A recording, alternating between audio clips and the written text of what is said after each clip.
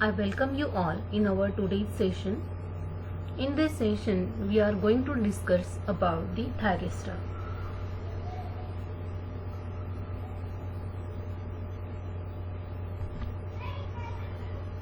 Myself S.R. Ghorpade. I am going to introduce you about the thyristor family. Thyristor defines a family of 4 layers P-N. It is a bistable semiconductor device that can have 2, 3 or 4 terminals and conduct current in either one direction or in both the directions. The word thyristor is coined from thyratron and transistor. Combinedly, it becomes thyristor. The thyristor family has 2 different types of devices, unidirectional devices and bidirectional devices. When the current conduction is only in one direction, then the device is known as a unidirectional device. And when the current is in both the direction, then the device is known as the bidirectional device. Some examples of unidirectional devices are silicon controlled rectifier, silicon unilateral switch, light activated SCR, complementary SCR, gate turn off switch, silicon controlled switch and Schottky diode. While the examples of bidirectional devices are silicon bilateral switch and triac. Recently, several new devices have been developed and added to the thyristor family, which includes the asymmetric thyristor, reverse conducting thyristor, static induction thyristor, GTO, MOS controlled thyristor, that is nothing but MCT, and FET controlled thyristor.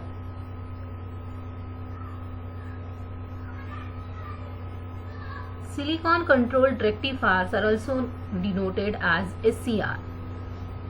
The SCRs are of the semiconductor devices which includes the 4 layers with alternating P and N type material.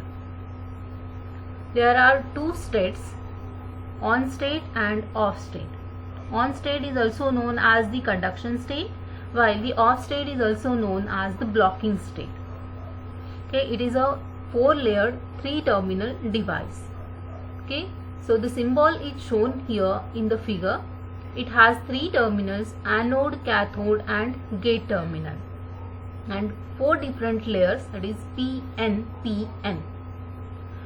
It consists of a high power handling capability, and the ratings of the thyristor are 1200 volt, 1500 ampere. The switching frequency is about 1 kHz to 20 kHz. The SCR found much wider applications than any other device in the thyristor family. So, the thyristor is also known as the SCR most of the times.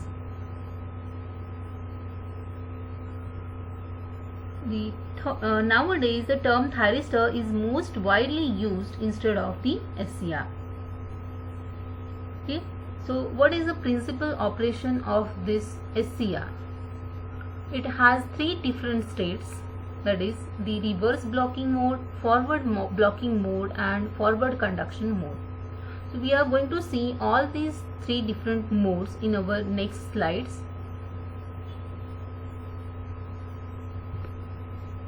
So, this is the symbol and construction of the thyristor. Okay, so as stated earlier, there are 3 different terminals, that is anode terminal, cathode terminal and the gate terminal. So here in this figure we can see the 3 terminals. The anode terminal is connected to the outer P region, while the cathode terminal is connected to the outer N region. The gate terminal is connected to the inner P region. Okay, there are 3 different junctions, junction J1, junction J2 and junction J3. here is the cross section of PN-PN structure. Okay, so the metal contacts are done on the outer P region, which forms the anode terminal. Here the metal contact is done or provided at the outer N region, okay, which is diffused into the P region, and it is denoted as cathode.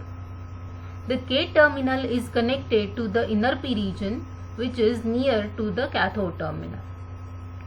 If we split these sections in the thyristor, okay, we will get the structure like this. Okay, it consists of two bipolar junction transistor. One is NPN bipolar junction transistor, while another one is the PNP bipolar junction transistor. Okay, so these are the different symbol. These are the structure and symbol for the SCR.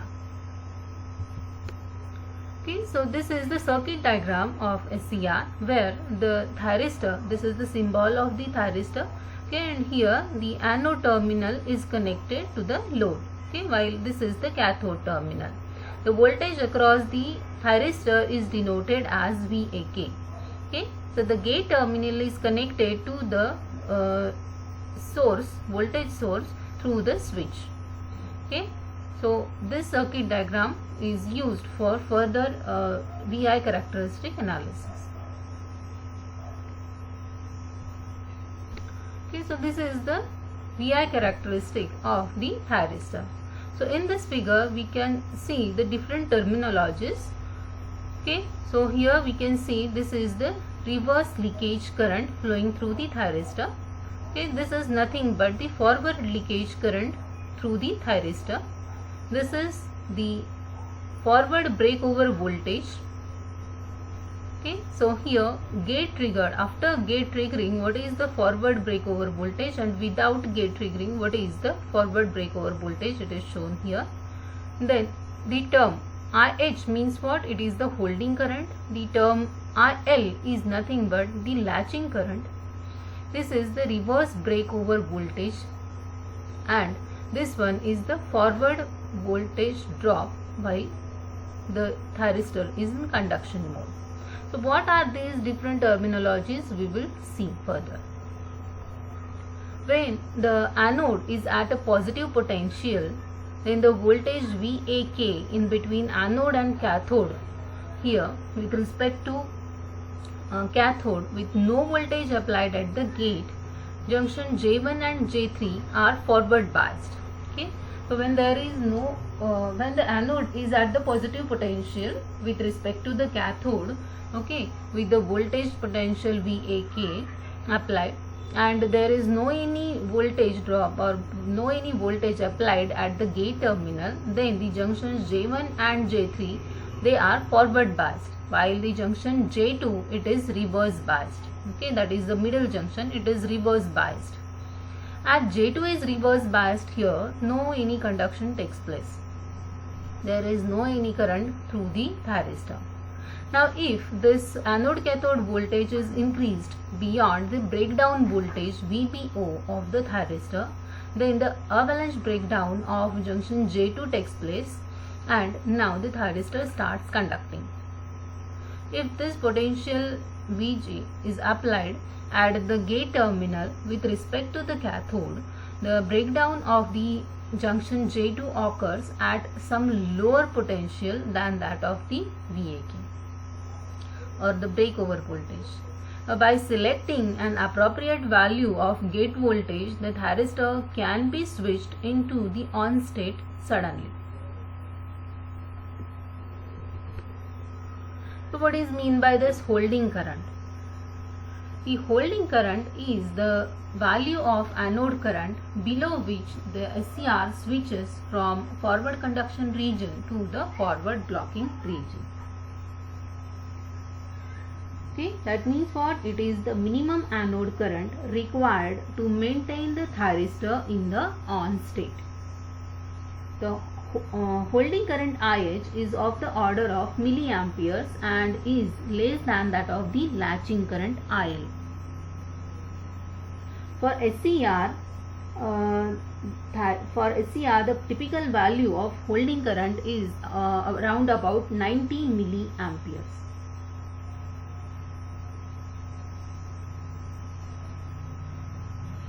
now what is mean by the gate trigger current, IGT? Okay, so this is the value of gate current which is necessary to switch the SCR from the forward blocking region to the forward conduction region, okay, under the specified conditions. Now what is forward breakover voltage or forward breakdown voltage? Okay, so this is the voltage at which the SCR enters into the forward conduction region. So once the voltage reaches to the forward breakover voltage, your SCR gets fully turned on and it enters into the forward conduction region. Now what is the term latching current means, that is IL. Okay, so after the SCR has switched on, there is a minimum current required to sustain the conduction even if the gate supply is removed. So this current is called as the latching current, and it is associated with turn on and is usually greater than that of the holding current. So what is mean by the latching current now? It is the minimum anode current required to maintain the thyristor in the on state immediately after the thyristor has been turned on and the gate signal has been removed. Okay, that means even though the gate signal is removed, your thyristor should remain in the on condition. So this is the minimum amount of current required to remain your thyristor in on condition even though the gate voltage is removed or gate signal is removed. Okay, so the typical value of this latching current is about 270 milliampere. Okay, after turn on, if the anode current is more than that of the latching current, the thyristor continues to conduct because due to free movement of the sufficient carriers. Okay, so there is no depletion layer at junction J2. The thyristor behaves like a conducting diode and there is no control over the conduction of device. However, if the forward anode current is reduced by some means below the level of holding current, a depletion layer will develop around the junction J2 and due to the reduced number of carriers, the thyristor will go into the blocking state. Okay, so that means what? Your current should not be less than that of the holding current. Okay, so these are the different terms regarding your thyristor characteristics. So what are the three different modes of thyristor operation here? Okay, so those are nothing but the reverse blocking mode, forward blocking mode and the forward conduction mode. So what is the first mode of operation? That is reverse blocking mode. So here it shows the reverse blocking mode. See here, this is the reverse blocking region. Okay, so when the supply terminal are reversed so that the cathode voltage is positive with respect to the anode, then what will happen here? See here, this is nothing but the reverse blocking mode where the anode cathode voltage is negative. When the negative voltage is applied to anode with respect to the cathode, the junction J1 and J3, they are reverse biased, but now the junction J2 is forward biased. So in this case, the SCR is in its reverse blocking state. That is, it will act like an open switch. So as shown in the figure, a small amount of reverse leakage current flows through the device. Okay, so here what will happen when supply terminals are reversed, that is VAK is negative, cathode voltage is positive with respect to the anode, then the junction J2 becomes forward biased. Okay, the junction J2 is forward biased here, but the junction J1 and J3 are reverse biased. Okay, so this will be like two reverse biased diodes are connected in series with each other. So due to the reverse biased junctions, only reverse leakage current, this reverse leakage current will flow through the device. Okay, it is denoted as IR. Okay, and the thyristor is then said to be in the reverse blocking state. If the reverse voltage minus VAK is increased to a sufficient large value, okay, this VAK is increased to a sufficient large value, the breakdown of junction J1 and J3 will take place and the device will start conducting. However, this avalanche breakdown could be destructive and therefore the device is normally operated in reverse blocking mode. Okay? Otherwise, the device may get damaged due to the avalanche breakdown. Okay, so this is nothing but the reverse blocking mode of operation. Then comes the forward blocking mode. So what is this forward blocking mode? Okay, so from this zero current, zero voltage up to the PFBO, that is forward breakover voltage, this is nothing but the forward blocking region. Okay, and from this point to this is the forward conduction region. So what are those regions, we will see further. So see here, these are the forward modes. So here forward blocking mode exists when the anode cathode voltage is positive and the gate voltage is 0. Okay, so when a positive voltage is applied to anode with respect to cathode, the junction J1 and J3 are forward biased while the junction J2 is reverse biased now. Okay, so the SCR is said to be in the forward blocking state. At this time, the gate signal is not applied. Gate signal is equivalent to 0. Only we are applying the anode cathode voltage. So here the depletion layer is formed in the junction J2 and therefore no current flows from anode to cathode. Okay, so this is shown in the VI characteristic where a small amount of current, which is known as the forward leakage current, flows through the device.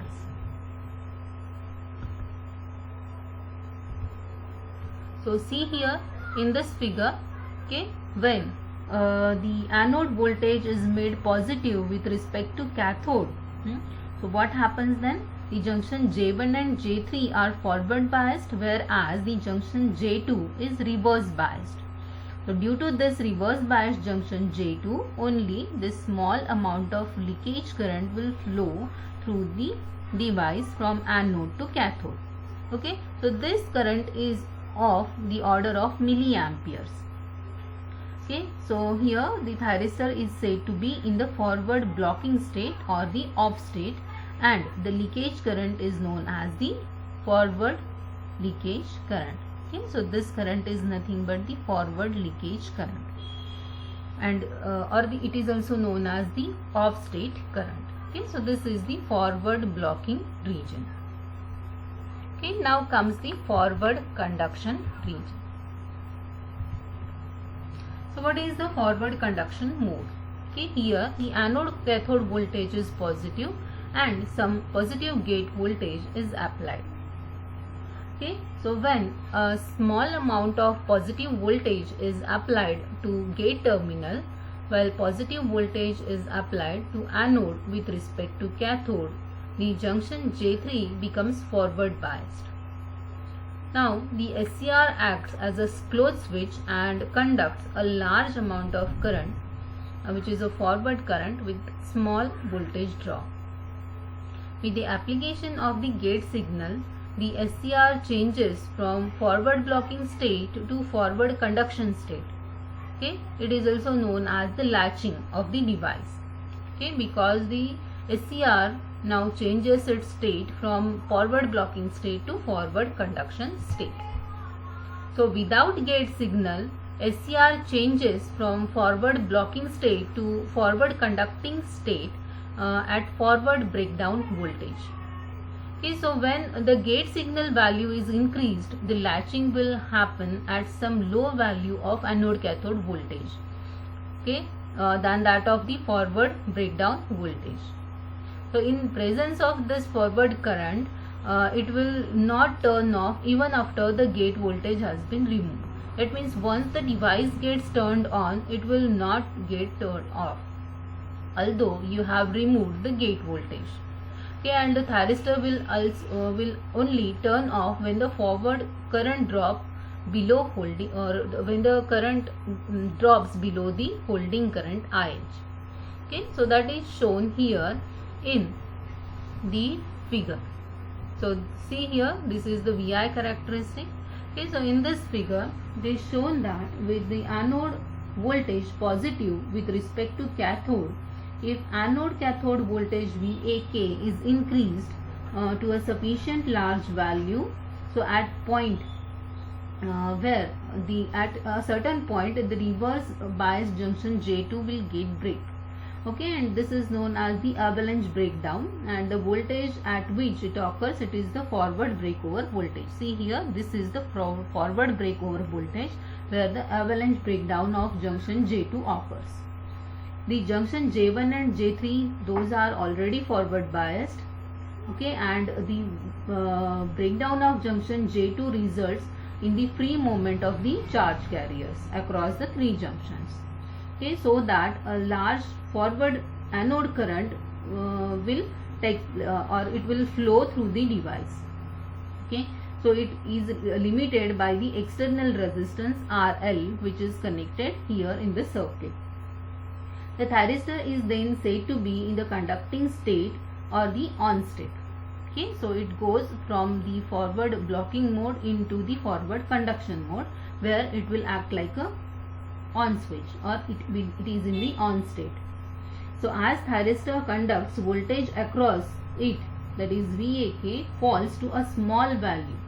You see here, as the thyristor starts conducting, the voltage which is here VBO, that is forward breakover voltage, it gets decreased from VBO to a very small value. This value is nearly about the 1 volt. Okay, so which is the voltage drop across resistance offered by the 4 different junctions. Okay, 4 layers of the thyristor. Okay, so here without the breakdown of junction J2, thyristor can be made on by applying positive voltage to the gate with respect to the cathode. So when you apply the gate voltage here, what will happen? The junction J3, okay, so the junction J3 becomes forward biased, and therefore it starts conducting, and the gate current starts flowing through the device. Okay, so the free movement of carriers, that is due to the holes and electrons across the junction J3, results in injection of the holes into the N region and the electrons into the P region. So the injected electrons in the P region forces this P region to lose its identity. Okay, and because of this, without injected electrons, it was having holes as a majority carriers, but with injected electrons, it is having holes as well as electrons in the minority charge carriers. Therefore, junction J2 now has the minority electrons on both the sides, and it is disappeared.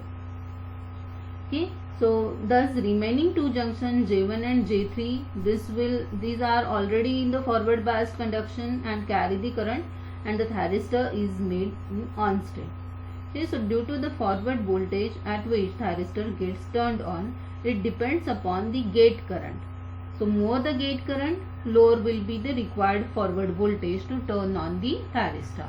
So here it is shown by the dotted lines. Okay, so this is the breakover voltage with no any gate current.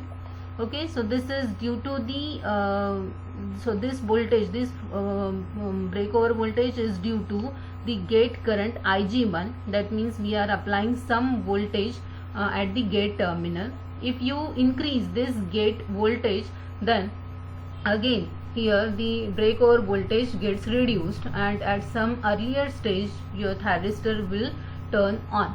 Okay, so this is nothing but the forward conduction mode. Once the thyristor goes into the forward conduction mode, okay, so the gate current can be reduced to 0.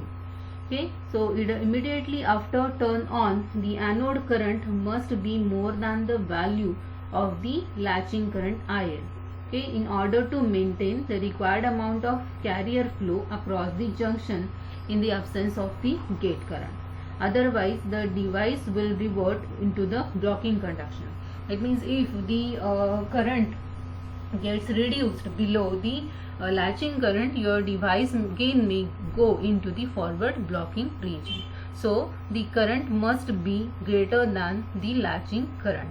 Okay, so once the device go into the forward conduction mode, okay, here for the small variation in the voltage, the current rapidly increase here, okay, and a small amount of forward voltage drop, that is near about 1 volt, will be there across the device. Okay, so this is all about the VI characteristics of SCR. Okay, I hope all of you understand all the terms related to the thyristor and the VI characteristics of the thyristor. Thank you all for your patient listening. I hope all your doubts are cleared with this session. Thank you all.